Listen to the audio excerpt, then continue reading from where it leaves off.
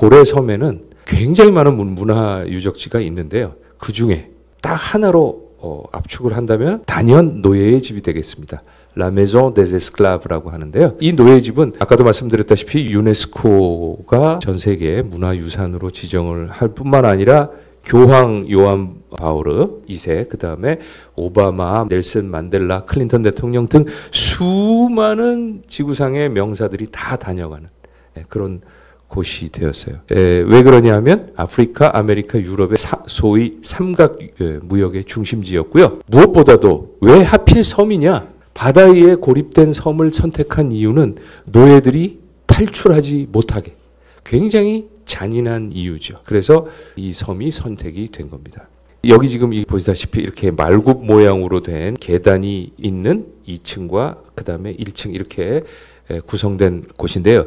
이 노예집은 당시까지 있었던 수용소 총 28개 중에 하나의 수용소였어요. 근데 이제 나머지 다 없어지고 이제 하나 보존하고 있는 게 이제 노예의 집이 되겠습니다. 그리고 이제 1783년에 흑인 노예와 백인 혼혈 이런 여성을 시냐레라고 하는데요.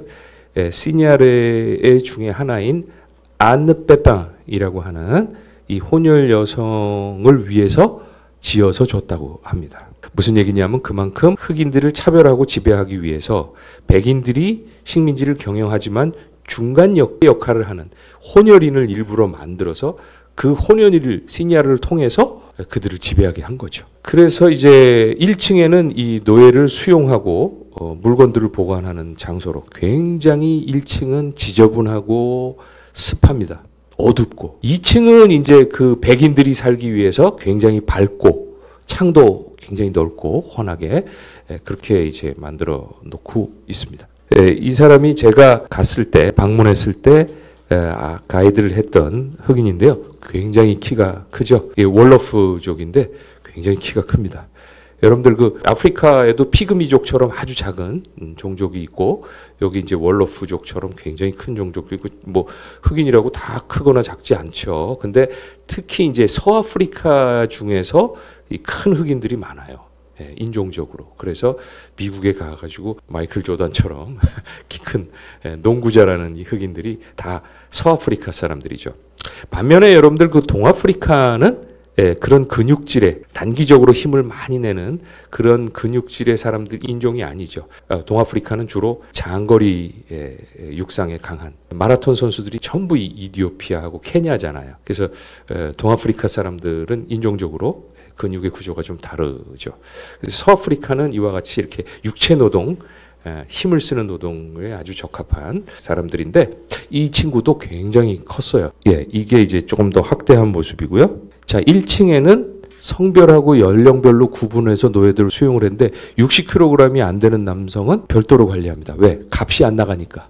그렇게 해서 억지로 탄수화물 니에베라고 하는 걸 먹여가지고 관리를 하고 하루에 한 번만 화장실을 다니게 하고 남자 노예방 가보면 제가 사진 보여드리겠습니다. 굉장히 좁은데 여기서 어떻게 20명이 있을 수가 있지? 이거 뭐 거의 서 있어야 되는 분위기인데 뭐 이런 정도로 굉장히 이제 잔인하고 여자 노예들 같은 경우에는 2층에 그 백인 감독자 명령에 의해서 그 1층에서 화장을 시켜가지고 2층으로 보내서 성착취를 하는 이제 그런 설명을 이렇게 들으면 이게 피가 거꾸로 솟는 듯한 그런 분노감이 듭니다. 저도 그걸 느꼈어요. 그 프랑스 현지인 가이드가 이렇게 설명을 하는데 그런 아무튼 인간의 잔인성을 우리가 이제 느낄 수가 있어요. 그래서 한 3개월 정도 여기서 수용을 했다가 아메리카 대륙으로 이제 보내는 거죠. 돈 받고 파는 거죠. 이게 이제 그 남자들이 수용했던 방이 되겠습니다. 그리고 요거는 특별히 말을 안 듣는 죄수들이 아니죠. 노예들. 엄밀하게 얘기하면 노예의 대상자죠. 아직은 노예는 아니죠. 팔기 전이니까. 또는 탈출하려고 시도했던 이런 사람들은 이렇게 빛이 들어오지 않는 곳에 이렇게 가둔 곳인데 여기 보면 셀룰 데 레칼시트랑이라고 하는 반항자의 독방이라고 돼 있죠. 자, 근데 여러분들 참 저도 여기 이 섬에 갔을 때 놀랐던 것이 집들이 다 이렇게 배 모양으로 돼 있어요. 이 배 앞 모양이죠. 집들이 다 그래요. 왜 그렇게 만들었느냐 하면 노예선을 태울 거기 때문에 아예 집 자체를 처음서부터 노예선 구조로 만드는 거예요. 그래서 노예선에서 적응을 잘 하도록 이렇게 만든 거고, 요게 노예선의 배치도입니다. 거의 짐짝처럼 이렇게, 여러분들 뭐 TV 다큐멘터리나 이런 데를 통해서 많이 보셨을 걸로 보이는데, 사람을 이렇게 짐짝처럼 1층, 2층, 3층 이렇게 화장실도 못 가게 하고, 그 비위생적이고 그런 잔인한 환경에 이렇게 노출을 시킨 거죠. 여기 보면은 Cette galette d'un cercueil 이렇게 나오죠. 관이었다. 이 배의 선창은 아예 하나의 관이었다. 왜냐하면 이렇게 하고 가서 생존 확률이 이렇게 100%가 안 됩니다. 절대. 가다가 많이 죽어요. 무역하는 사람 입장에서는 끝까지 살려서 가야 되는데, 그래서 그리고 또 그럼에도 불구하고 더 많이 태워야 돈을 많이 받기 때문에 이와 같은 식으로 배치를 했고, 그거에 미리 적응하도록 배 모양으로 이렇게 집을 지어서 구성을 한 거죠. 이런 식으로 굉장히 많은 그 집들이 이렇게 배 모양으로 돼 있고요. 요거는 뭐냐면 그 말 안 듣는 사람들, 반항적인 그런 사람들은 요와 같이 창이 없이, 빛은 아무래도 조금은 들어오게 해야 되니까 이와 같이 일자 모양의 틈만 준 이런 방들이 많이 있었어요. 그리고 고문을 이제 합니다. 결국은. 그래서 낙인을 찍고 그렇게 해서 이런 고문 도구들, 아까 말씀드린 이런 빛이 최소한으로 들어오게 만든 틈을 가진 벽, 그리고 일반적인 수용소도 방도 이와 같이 작은 창밖에는 없어요.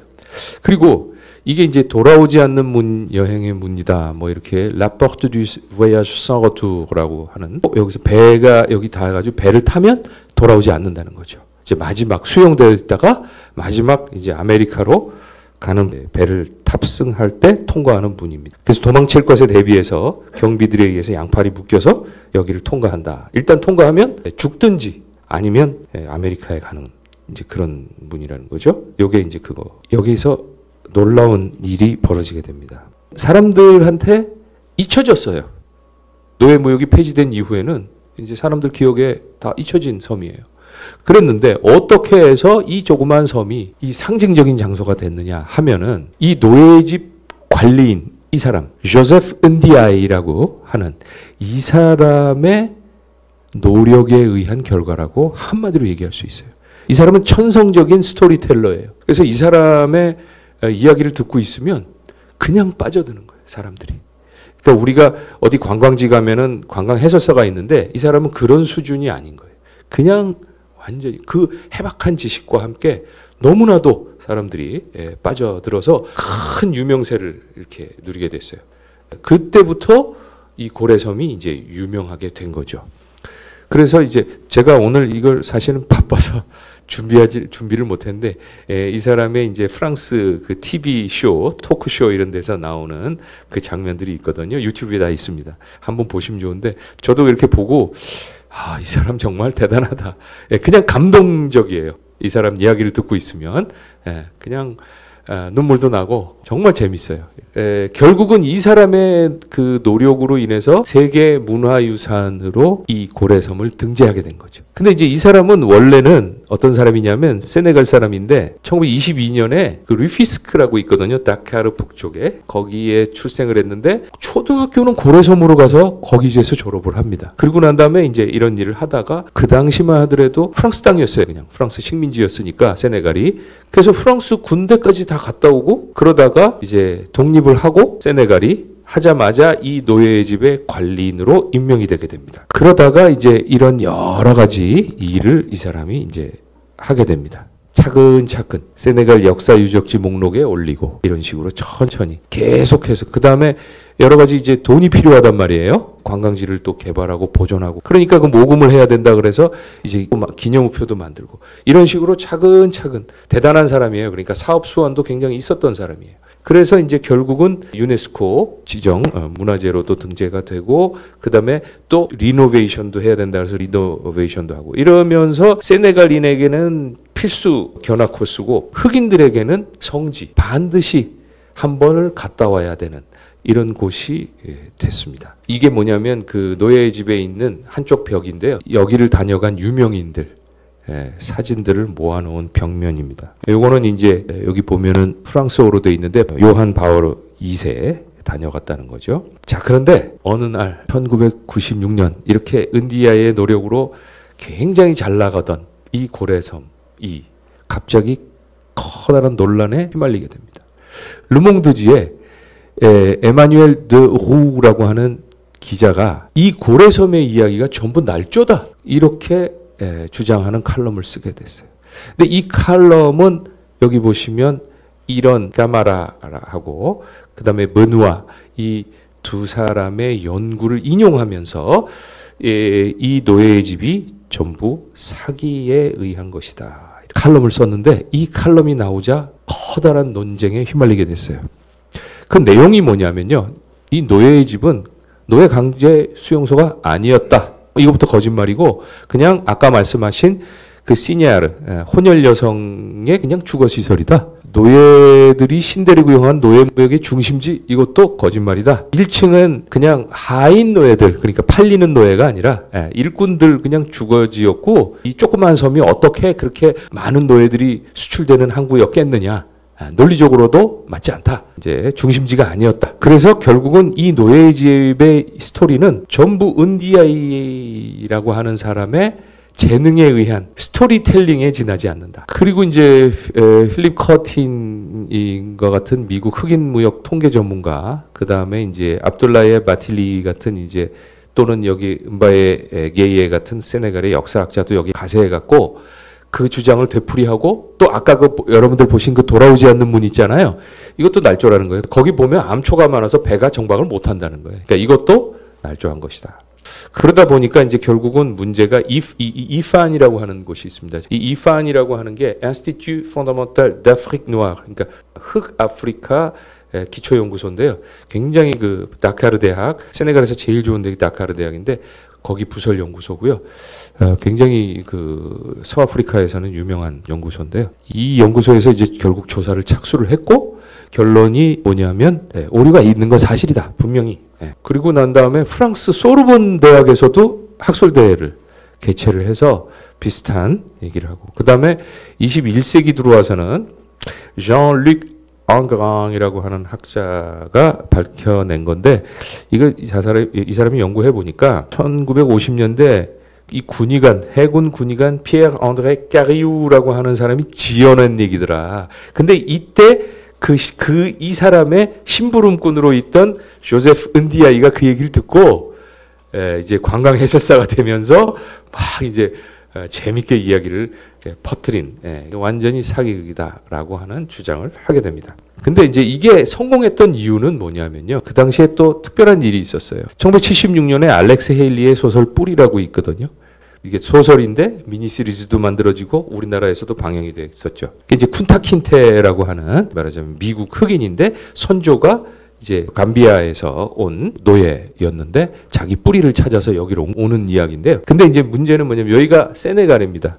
근데 세네갈에 둘러싸인 이렇게 길쭉한 이상한 모형의 나라가 있어요. 이 나라가 감비아예요. 그러니까 이 감비아는 사실은 세네갈을 남북으로 분할하고 있는 그런 모양인데 세네갈은 주로 북쪽이 중심지예요. 그래서 이제 이쪽에서 제가 돌아다니는 이동을 했는데 여기를 한번 가보려고 그러는데 여기는 남의 나라를 통과할 수가 없어서 이렇게 돌아가야 되기 때문에 결국 저는 못 갔어요. 시간이 너무 많이 걸려서. 그리고 언어도 월러프족의 언어를 쓰니까 언어도 같고 인종도 같고 다 같은데 지금은 나라가 달라요. 왜? 이게 프랑스가 식민지화했던데 여기는 영국 식민지였어요. 그래서 영국이 이렇게 들어와서 쭉 이 강 따라서 감비아 강 따라서 이렇게 올라가서 식민지를 개척하는 바람에 이게 나라가 이제 둘로 갈라진 거죠. 근데 이 그 쿤타 킨테가 감비아의 후손인데 뭐 어차피 감비아에는 그런 관광객을 맞이할 만한 그런 상징적인 장소도 없고 그러니까 어차피 뭐 바로 옆이니까 많은 관광객들이 이 고래섬을 찾게 되었습니다. 그래서 관광 비즈니스가 만든 이게 허상이다라고 하는 거죠. 그래서 이렇게 끝나가나라고 했는데 2013년에 반론이 나왔습니다. 무사 지옥 이라고 하는 사람하고 음바이에라고 하는 사람이 반론을 제기를 했는데 르누아르를 비롯한 이런 여러 학자들 이런 사람들에게 반론을 제기를 하는 거예요. 당신네들 주장은 알겠는데 당신네들조차도 증거가 있느냐라는 거죠. 굉장히 역설적인 거예요. 당신네들이 그러면 정확한 데이터를 가지고 얘기를 해라. 그냥 거짓말이라고 하지 말고 이런 반론을 제기를 하는 거예요. 그래서 이제 결국은 이 무사지옵하고 음바이에는 통계를 제시를 하는 거예요. 그래서 이 사람들의 주장은 뭐였냐면 당신네들 말대로 은디아이의 주장이 과장됐다는 건 우리도 인정을 하겠다. 근데 그게 날조라고 얘기할 수는 없다. 그래서 이제 결국 그 노예제도 기억위원회라고 하는 위원회의 그 위원장인 베르제스가 이렇게 결론을 맺습니다. 양자를 다 불러 모아놓고 고래섬에서 다른 중심지들처럼 많은 노예들이 팔려간 것은 아니었다. 오케이. 고래섬은 노예 무역의 중심지는 아니었다. 그것도 인정할 수 있다. 근데 그렇다고 임시막사도 아니었다. 몇몇 사실이 과장이 된 건 맞다. 그러나 그렇다고 고래섬의 슬픈 역사를 부정할 수는 없다. 그러니까 결국 기본적인 사실에 지나친 스토리텔링이 가미된 그런 케이스다라고 이제 결론을 맺는 거죠. 그래서 이제 가스통 바슐라르가 한 유명한 말인데요. 모든 진실은 연속된 오류의 수정이다. 저는 이 양쪽 논문을 다 읽으면서 저도 혼란에 빠지더라고요. 이걸 어느 쪽 말을 믿어야 되는지. 그래서 저는 이제 결국 베르제스의 의견을 기본적으로 수용하는 입장을 저는 취합니다. 노예의 집이 실제 노예 매매 장소가 아니었다는 것은 뭐 인정할 수밖에 없더라고요. 그런데 그렇다고 해서 고래섬에 노예 수용소가 없었다는 건 절대 아니다 이거죠. 그리고 이제 상대적으로 좀 적은 숫자이긴 하지만 분명히 흑인 디아스포라의 상징이라고 우리가 볼 수가 있다. 그 다음에 역사학자들을 통한 철저한 재조사와 고증을 통해서 바로 잡아야 하는데 그것은 역사학자들이 할 일이라는 얘기죠. 좀 말하자면 양쪽의 이야기를 다 부분적으로 이렇게 수용하는 것이 어떻겠는가 하는 생각을 하게 됐습니다.